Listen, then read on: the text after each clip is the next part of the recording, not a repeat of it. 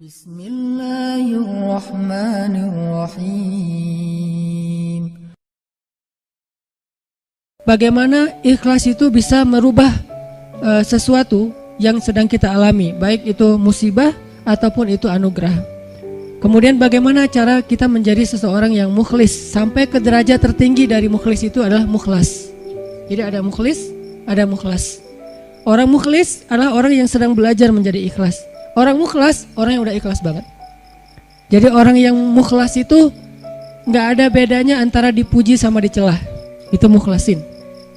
Ketika dia posting sesuatu, likersnya banyak atau malah hatersnya banyak, buat dia nggak ngaruh. Itu mukhlasin. Nggak gara-gara dia yang nge-like dan komen positifnya disanjung banyak, jadi dia semangat. Terus giliran di hate sama orang lain, dicela sama orang lain, dia jadi kayak pundung gitu. Ini berarti sedang belajar mukhlis. Orang mukhlas nggak ada bedanya bagi dia antara emas dan batu. Sama di mata dia antara emas dan batu. Orang mukhlas sama di mata dia antara pujian dan celaan. Orang mukhlas sama di mata dia antara orang yang membalas kebaikannya atau justru mengkhianati kebaikannya. Dia tetap menolong orang tersebut. Ini mukhlasin, derajat tertinggi dari mukhlisin. Sehingga para anbiya kayak Nabi Yusuf, Nabi Musa, Allah menyebutnya mereka adalah mukhlasin. Wadhkur fil kitabi Musa innahu kana mukhlasan wa kana rasulan nabiyya. Salah satunya. Coba kalian ingat kisah tentang Musa. Musa adalah seorang hamba yang mukhlason, mukhlas banget, yang udah nggak ada bedanya dipuji orang, dicela orang, diikuti orang, ditinggalkan orang, buat dia nggak beda. Dia tetap berbuat baik, dia tetap taat kepada Allah. Nggak ada bedanya ketika dia berhijrah, kemudian hijrahnya ini menguntungkan atau hijrahnya ini menjadi ujian. Dia tetap berhijrah karena dia tahu hijrah itu baik. Dia tetap jujur karena jujur itu baik. Nggak ada bedanya ketika dia jujur menguntungkan atau jujur malah jadi ujian. Saya nggak bilang merugikan ya, karena jujur nggak mungkin rugi, taat nggak mungkin rugi, taubat dan hijrah nggak mungkin rugi, cuman ujian.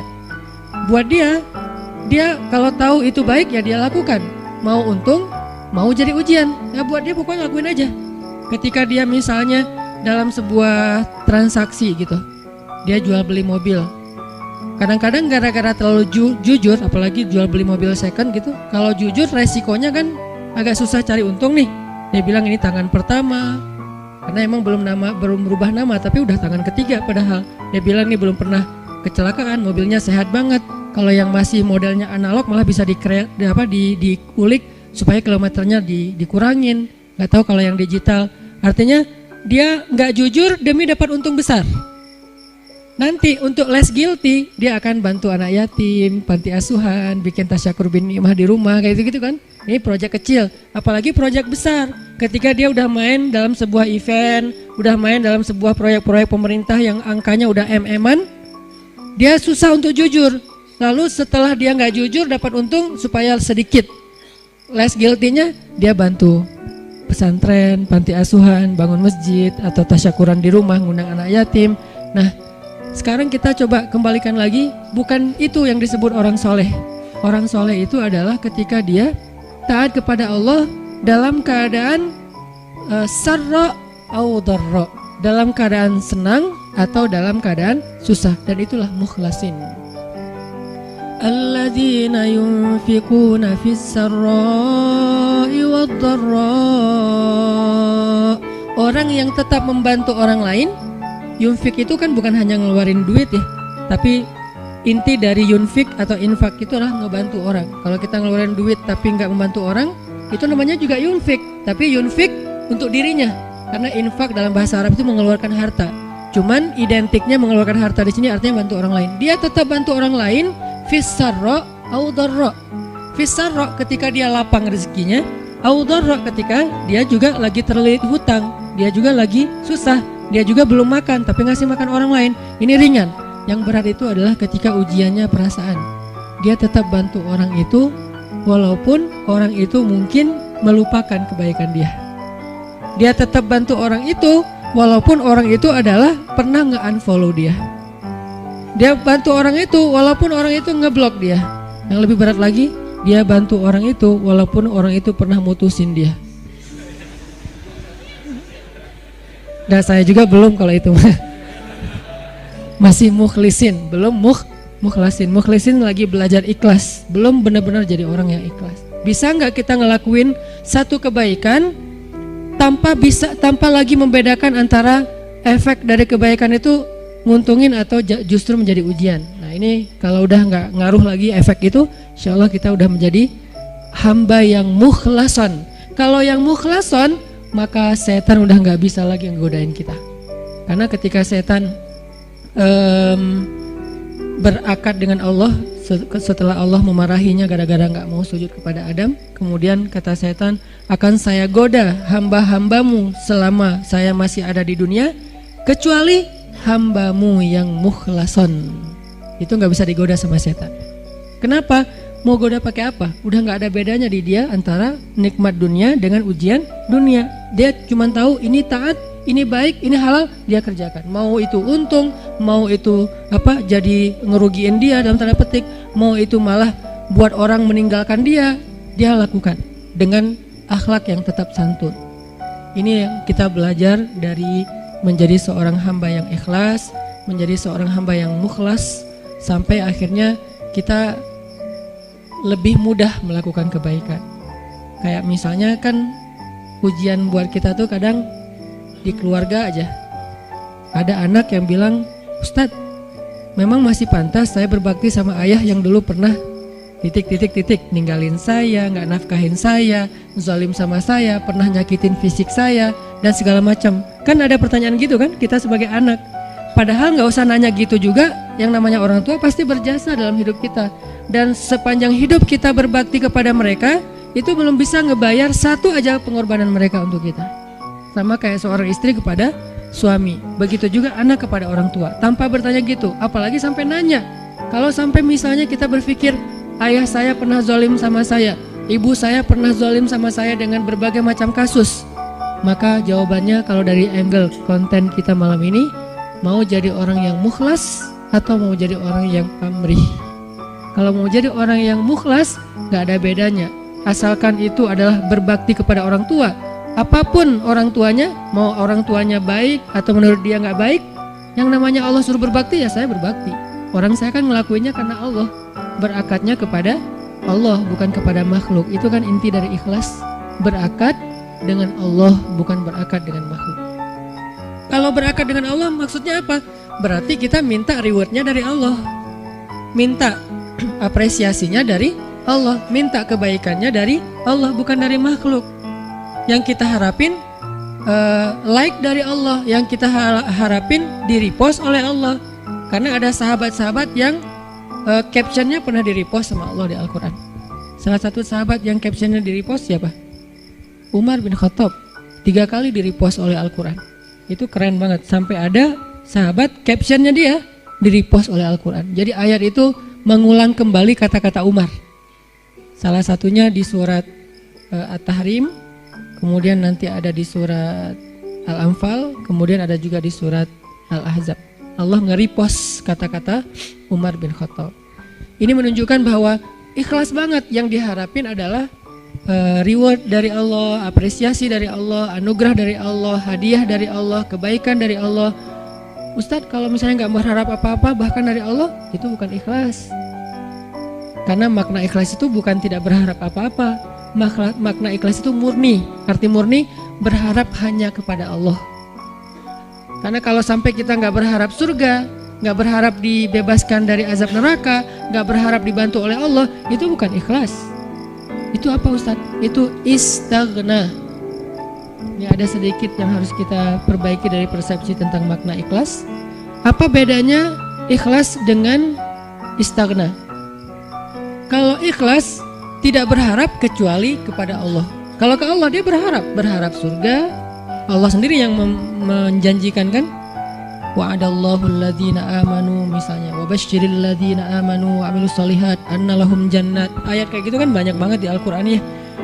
Allah menyediakan untuk mereka ampunan, Allah menyediakan untuk mereka surga, Allah menyediakan untuk mereka kebaikan. Wa may yattaqillaha yaj'al lahu makhraja wa yarzuqhu min haitsu la yahtasib, yukaffir anhu sayyiati wa yu'dhim lahu ajra, yaj'al lahu min amrihi yusra. Ayatnya banyak banget. Kalau Allah udah nawar-nawarin terus kita bilang, "Dah saya emang nggak butuh itu." Itu namanya istagna. Istagna arti bahasanya merasa nggak butuh. Terjemahan lebih umumnya lagi, sombong. Jadi kalau kita nggak berharap apa-apa ke Allah, justru Allah tuh nggak suka. Bukan Allah salut, hebat ya hamba ini ya, ngelakuin kebaikan nggak berharap apa-apa. Enggak, itu Allah nggak suka. Kalau kita ke teman, kita suka karena ketika dia berharap sesuatu ke kita jadi beban. Kalau Allah itu nggak jadi beban. Jangan samakan Allah dengan makhluk. Ketika kita berharap terus Allah jadi beban. Ntar dulu saya mau cuti, kenapa? Bebannya banyak banget, semua orang berdoa ke saya. Kan nggak gitu Allah. Masa ketika kita berdoa Allah jadi beban? Bukankah Allah berfirman, "Kullu yaumin kulla yaumin huwa fi sya'an." Setiap hari Allah sibuk, walaupun sibuk, wala ya'uduhu hifzuhuma. Allah nggak pernah kerepotan.